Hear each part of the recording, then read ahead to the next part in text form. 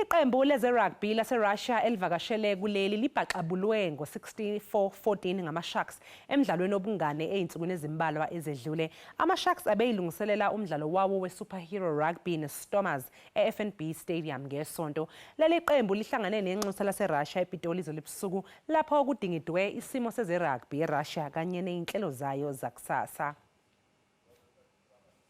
Iqembu lebhola lombhoxo laseRussia ladlala umdlalo walo we-test wokuqala ngo-1992 ngoNhlangulana libhekene nelaseMoscow.